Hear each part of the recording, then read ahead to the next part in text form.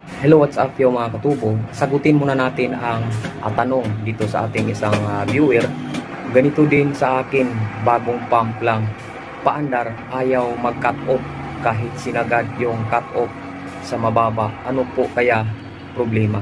So, sa problemang ito, kapag bago yung kabit or sit up ang inyong motor pump, mga katubo, gusto ko lang linawin ito.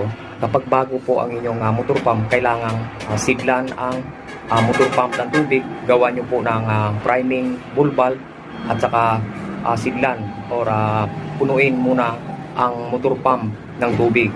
Pagkatapos, pag mapuno na, i-close nyo po yung priming plug or priming bull valve, saka nyo paandarin ang motor pump. Sa iba namang dahilan nito kung bakit hindi mag-off ang yung motor pump at andar ng andar, dahil po sa dito sa